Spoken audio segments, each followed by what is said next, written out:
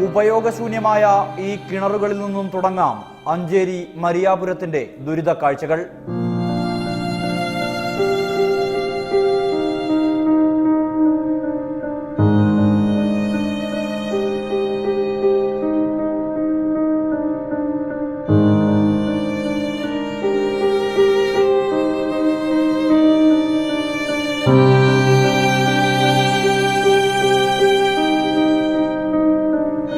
4 വർഷമായി നമ്മുടെ മുഖത്തുള്ള കിണർ നിറഞ്ഞു കിടക്കുന്നുണ്ട്.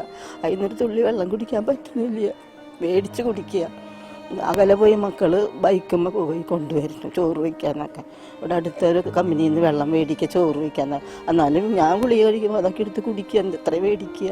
ജനസാന്ദ്രതയുള്ള മേഖലയിലെ ആഭരണ നിർമ്മാണശാലകൾ പുറന്തള്ളുന്ന രാസമാലിന്യമാണ് ഈ വിധത്തിലേക്ക് കിണറുകളെ മാറ്റിയത്.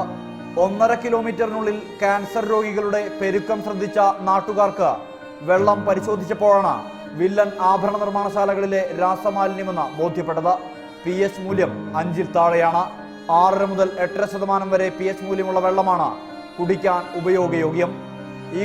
കോളിഫോം ബാക്ടീരിയകളുടെ അളവും ഭീതിതമായ തരത്തിലെന്ന് ജല അതോറിറ്റിയുടെ ഈ പഠന റിപ്പോർട്ട് സൂചിപ്പിക്കുന്നു. എൻ്റെ അമ്മയ്ക്ക് നാമ തൊലി പോലായിരുന്നു തുടക്കണ്ടായിരുന്നത്. ആ തൊലി പോയി ഡോക്ടറെ കണ്ട് ഒരു 2 വർഷത്തോളം തൊലി പോലായിരുന്നു. പിന്നീട് ടെസ്റ്റ് ചെയ്തപ്പോൾ ക്യാൻസറാന്ന് പറഞ്ഞു. അമ്മ മരിച്ചു. ഇപ്പം ഞങ്ങൾക്ക് അതുപോലെ നാമ തൊലി പോയി. ഞങ്ങൾക്ക് ഉള്ളിൽ ഭയമുണ്ട്, ഇത് തന്നെയാണോ എന്നൊരു ഭയം ഉള്ളിലുണ്ട്. പിന്നെ ഇവിടെ ആസിഡൊക്കെ മുന്നിലത്തെ വലിയ കുഴിയിലേക്ക് വിട്ടിരുന്നത്. അപ്പോൾ ഈ പ്രശ്നങ്ങളും പ്രതിസന്ധിയൊക്കെ വന്നപ്പോൾ ഒരു മണ്ണിട്ട്, ഒരു 4 ടിപ്പർ മണ്ണിട്ട് അത് മൂടി കുറെ കാലം ചാലിക്ക് ചെയ്ത് വെച്ചിരുന്നത്. എൻ്റെ സൗണ്ട് പോവുക, ചുണ്ടൊക്കെ ഉണങ്ങുക, തൊണ്ട ഒട്ടുക, ഏത് നേരം വെള്ളം കുടിക്കാനുള്ള ടെൻഡൻസി. എൻ്റെ വീടിൻ്റെ തൊട്ട് തന്നെ ഡൈക്കടയാണ്. അപ്പോൾ ആ വീട് മൊത്തം ചെറുക്കിങ്ങ. പിന്നെ പഠിക്കാതിരിക്കാൻ മോന് പറ്റണില്ല, നെഞ്ചിടിപ്പ് കൂടുക, ചെവിയിലൊക്കെ ഈ മർമറിൻ സൗണ്ട് കാരണം ഭയങ്കര അസ്വസ്ഥതയാണ്. പരാതികൾ അനവധി നൽകിയിട്ടും നടപടികൾ ഇവിടെ അകലെയാണ്.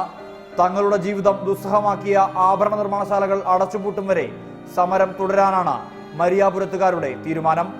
ക്യാമറമാൻ ഷഹീർ ഗുരുവായൂരിനൊപ്പം സുർജിത് അയ്യപ്പത്ത്, റിപ്പോർട്ടർ, തൃശൂർ.